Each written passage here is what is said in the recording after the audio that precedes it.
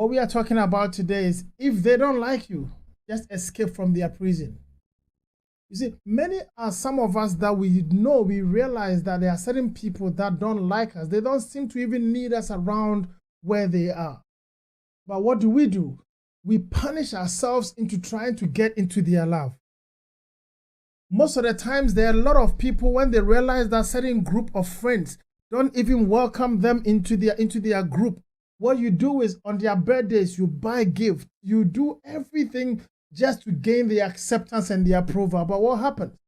You do it for them today, tomorrow they forget. They still don't welcome you into their fold. You are not welcome. This is a sign to let you know they don't necessarily like you. So what happens is that if you even have a business and then you render your business, your service that you render, do it free of charge for such people. I'm telling you, even though you give it to them for free, they will still not like you. When they have money, the day they have money to spend on the same thing you are doing for free for them, they will look elsewhere and pay somebody to do the same thing for them. But they know you. They know you have the same business. They know you are good at what you do. They understand you can do it. There is no problems about how you will do it. But the issue is, they don't want you to grow. They don't care about you. They don't like you. Stop forcing yourself, because the more you try to push closer, the farther they move away from you. And as this keeps on happening, you are actually enslaving yourself into their love, and then you are becoming a slave to them. You are putting yourself into a bondage, because any day you render a service to them, you do something out of love, just so that you would get them looking your direction, because you like their friendship. They are your friends, but they look elsewhere. When these things keeps going on and going on and on, what happens to you is that it keeps trapping you into some mental slavery. It tortures you. Move away from such people. You see, when they organize parties, they expect you to be there because they want numbers. They know you can serve people well. They know you can do a certain thing at their party. They will try. They will make sure you are there. But even if they don't invite you, and you, out of love, the way you like them, you try to find yourself there, you make sure you are there. And when you go, you pay them, give them gifts, make contributions, sweep the floors, share food, like do anything that you can do to make sure the event is successful. They still will appreciate everybody, but they won't appreciate you because they don't like you around them. Your presence is all right. It's not best for them. They don't need you. This is happening to many, and it's causing many to always get into some state of broken-heartedness or frustration because they think someone is not looking their way. When it comes to women, especially men will understand this. When a man thinks he's interested in a woman, and the man is trying to do everything to get this lady to look his way, like giving gifts, attending events with them, like caring about them, calling them, trust me, you are wasting your time. 9 out of 10, when she says no, it's a no. They don't need you. Trust me. You are going to frustrate yourself by constantly being in their space, going closer to them, always saying things that you think is going to cause them to look your direction. You take all your gifts, take all your money, and spend it with another man. You hear it and you get broken heart. Why? Because you have enslaved yourself in their prison.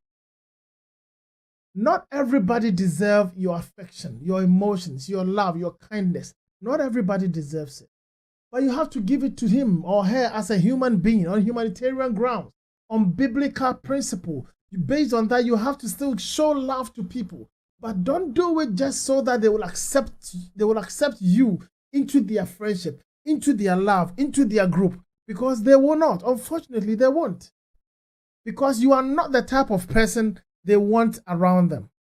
So the more you do these things, the more you enslave yourself into their prison, and they will manipulate you. This has happened to many. You will hear this story by the time this program ends. You see, by doing more to get their attention, you enslave yourself into their slavery, into their prison, into their camp. and they end up using you. Have you realized that there are certain people that will only call you only when they need help? Yes. When you go to them, as much as you go to them, they don't care. As much as you are around them, they take your presence for granted. But leave their presence. Let them be in the need of things that they think nobody is willing to help them with. Then they will call you. They need you to use you and abuse you. I'm not saying don't help them, because we are going to talk about how to solve such problems. If you remember, there was a guy that showed extreme love to his brothers, his own brothers. He showed love to them to the point that when they were on the farm, in the field, looking over the shepherd, watching over the sheep, this brother will carry food and walk miles. Why? To just go and make sure his brothers have food to eat.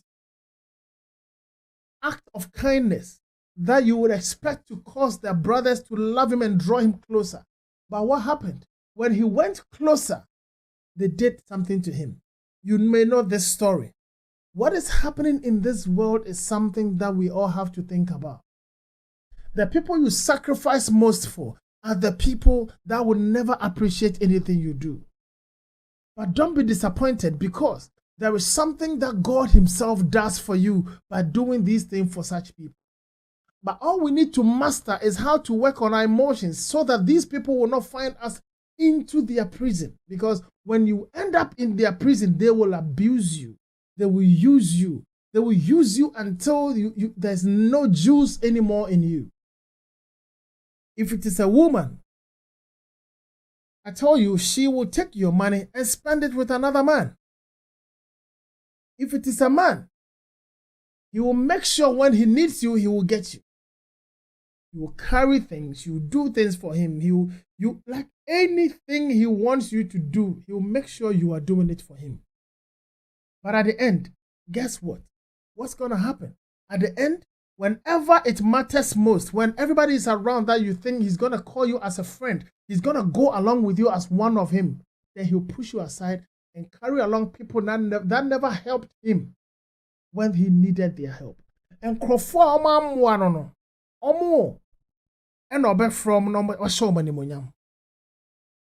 so you have to escape from their prison. Okay, because they don't love you. They don't need you. They don't need you.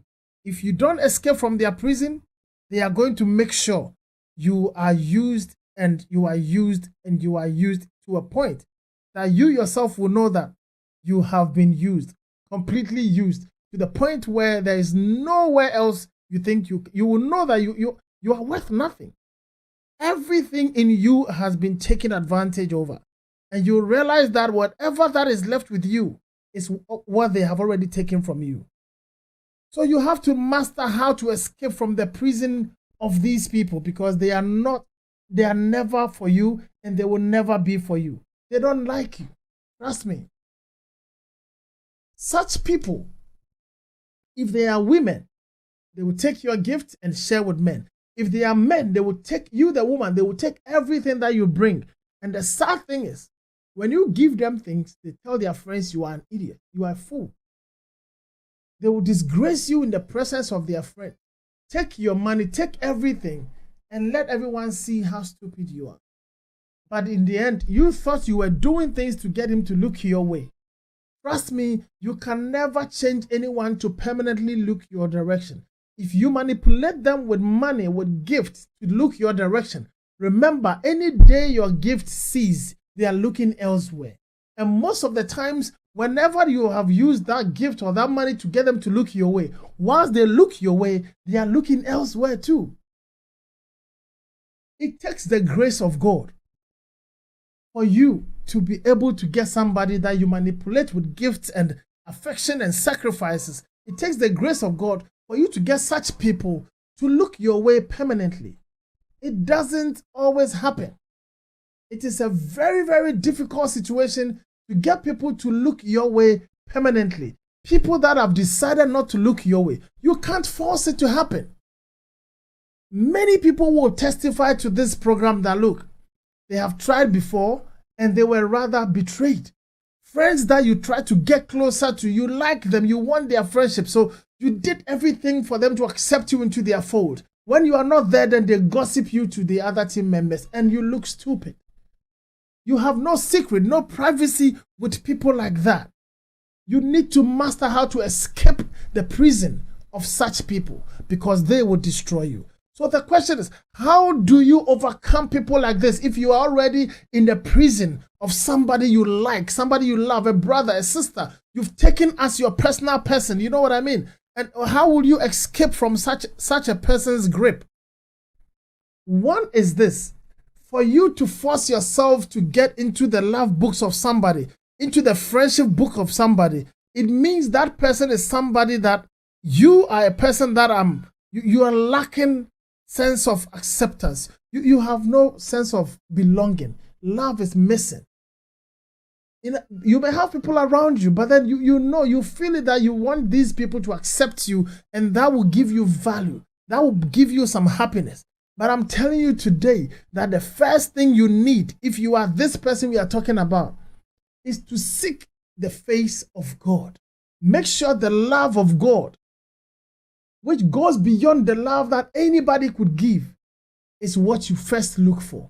Because until you get a permanent basic love that comes your way unconditionally, which is the love of God, until you get that kind of love, I'm telling you, you can never move on. It will be difficult for you to be able to move on.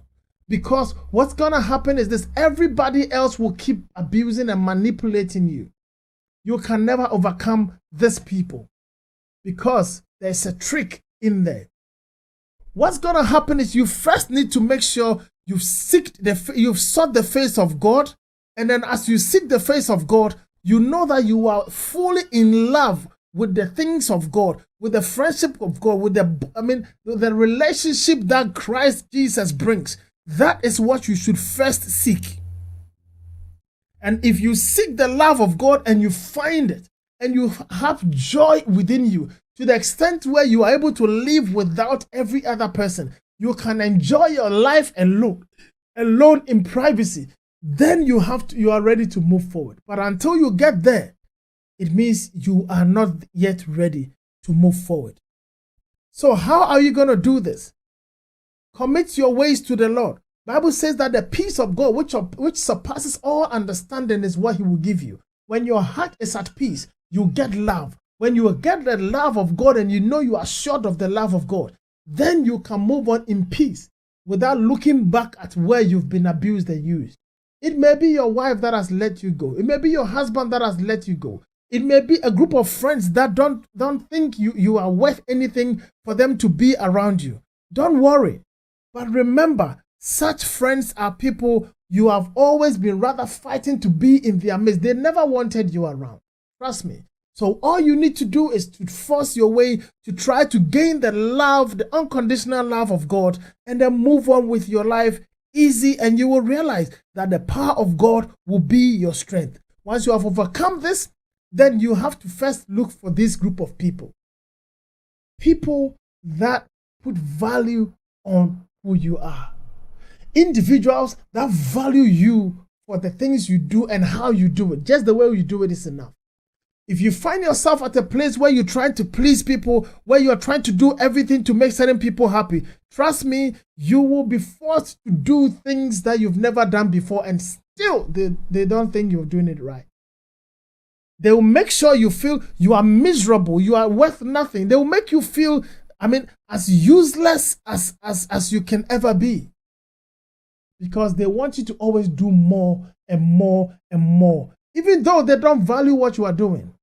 But if you find yourself in the right friendship, the right group, in the right society, the right association, what will happen to you is that the same thing or even less than what you used to do at your old place, when they just see you, they are happy with you. This is the environment you need to keep your spirit going, to keep you alive. So look for a place where you are accepted just as you are. Or a place that whatever you do will be acknowledged and appreciated, and you will gain the confidence to do more. But make sure you have gained the love of God, because that is what's going to help you not to hate those people, because you don't need to hate them. You still need to love them from a distance, but you don't need their company, their companionship to feel like you are a human being. That is what you are trying to avoid. And make sure this will help you. For such people, once you found a group, an association, a friendship, a team that accepts you as you are, that values what you do, that are able to support what you do in your business, they support it. They support you. Jews support Jew businesses. That's it. And I've realized Asians support Asian businesses. How come your circle is not accepting and supporting what you do? Think about it. Then you will know whether they actually need you around them or not. Haven't you realized that even if you invite them to events, they don't attend? If you invite them, you beg, cry, weep, like jump, send invitations, send letters, send people, they will still not attend. But when another person is doing something among the same group, you realize that they force themselves to go there, even without invitation. That should tell you, these people don't need you. Move on. Find yourself at a place where you are accepted and valued, respected and treated like a human being. It helps, it even builds your immune system, sense of belonging, if acquired. It even builds your immune system because your boldness, your confidence is always up there and you're able to do better things in life. But remember, for such people, because you don't hate them, you still give them what you have if they ask you. But I will recommend that at this point, once you are able to gain the love of God and you move on to a place where you are accepted, acknowledged, and you are encouraged, and you have that sense of belonging, as you move on, make sure they ask you for something before you give it, if you will give again.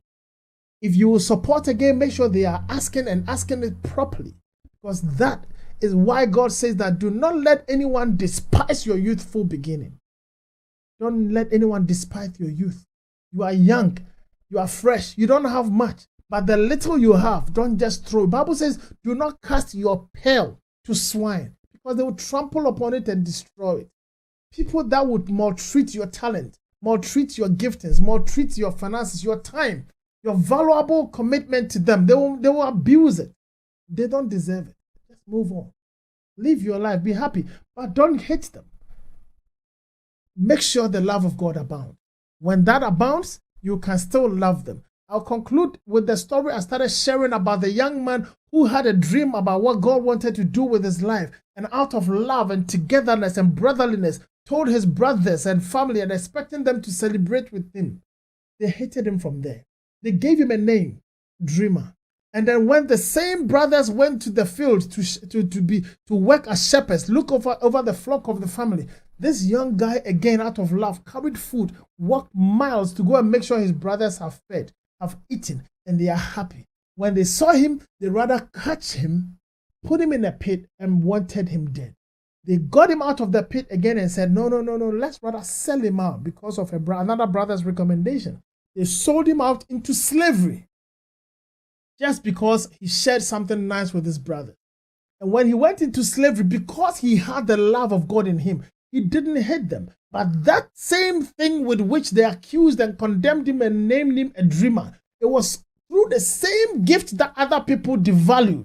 The same gift in you that in your own place they think you are nothing, you don't know how to do it. That same gift that they think it is useless, they laugh at you, they mock you. In your own place, they tease you with it. Oh, you think he's this. Oh, he doesn't even know how to do this. The same gifting people are treating and mocking you about. That same gift is what the same guy used to interpret the dream of a king. And the king said, because you've interpreted my dream, now you are elevated to the level that is above almost everybody except the king himself. Next to the king, like a prime minister.